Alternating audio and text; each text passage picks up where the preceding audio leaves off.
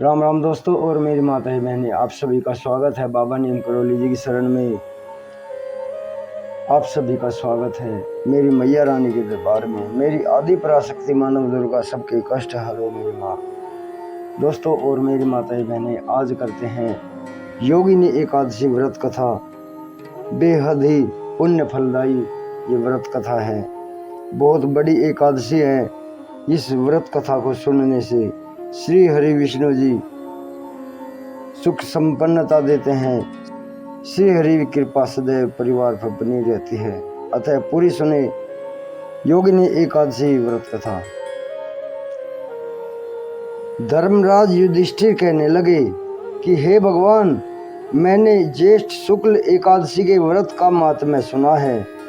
अब कृपया आषाढ़ कृष्ण एकादशी की व्रत कथा सुनाइए। इसका नाम क्या है, इसका माहात्म्य क्या है, यह भी बताइए। श्री कृष्ण कहने लगे, हे राजन, आषाढ़ कृष्ण एकादशी का नाम योगिनी एकादशी है। इसके व्रत करने से समस्त पाप नष्ट हो जाते हैं। यह इस लोक में भोग और परलोक में मुक्ति देने वाली है। यह तीनों लोक में प्रसिद्ध है। मैं तुमसे पुराणों में वर्णन की हुई कथा कहता हूँ, ध्यान पूर्वक सुनो। स्वर्ग धाम की अलकापुरी नामक नगरी में कुबेर नाम का एक राजा रहता था। वह शिव भक्त था और प्रतिदिन शिव की पूजा किया करता था। हेम नाम का एक माली पूजन के लिए उसके यहाँ फूल लाया करता था। हेम की विशालाक्षी नाम की सुंदर स्त्री थी। एक दिन वह मानसरोवर से पुष्प तो ले आया, लेकिन कामासक्त होने के कारण वह अपनी स्त्री से हास्य विनोद तथा रमण करने लगा। इधर राजा उसकी दोपहर तक राह देखता रहा।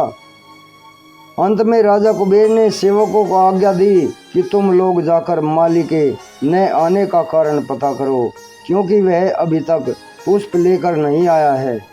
सेवकों ने कहा, महाराज, वह पापी अति कामी है। अपनी स्त्री के साथ हास्य विनोद और रमण कर रहा होगा। यह सुनकर कुबेर ने क्रोधित होकर उसे बुलाया। हेममाली राजा के भय से कांपता हुआ उपस्थित हुआ। राजा कुबेर ने क्रोध में आकर कहा, अरे पापी, नीच, कामी, तूने मेरे परम पूजनीय ईश्वरों के ईश्वर श्री शिव जी महाराज का अनादर किया है। इसलिए मैं तुझे श्राप देता हूँ कि तू स्त्री का वियोग सहेगा और मृत्यु लोक में जाकर कोढ़ी होगा।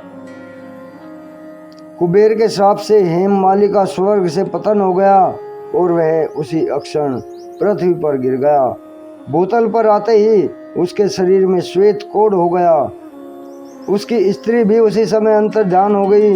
मृत्यु लोक में आकर माली ने महान दुख भोगे। भयानक जंगल में जाकर बिना अन्न और जल के भटकता रहा।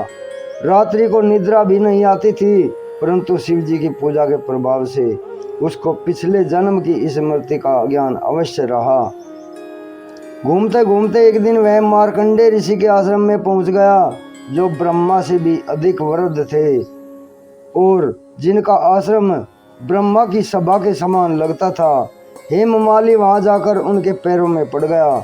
उसे देखकर मार्कंडे ऋषि बोले, तुमने ऐसा कौन सा पाप किया है जिसके प्रभाव से यह हालत हो गई है। हेममाली ने सारा वृतांत कह सुनाया। यह सुनकर ऋषि बोले, निश्चित ही तूने मेरे सम्मुख यह सत्य वचन कहे हैं, इसलिए तेरे उद्धार के लिए मैं एक व्रत बताता हूँ। यदि तू आषाढ़ मास के कृष्ण पक्ष की योगिनी नामक एकादशी का विधि पूर्वक व्रत करेगा तो तेरे सब पाप नष्ट हो जाएंगे। यह सुनकर हेममाली ने अत्यंत प्रसन्न होकर मुनि को साष्टांग प्रणाम किया।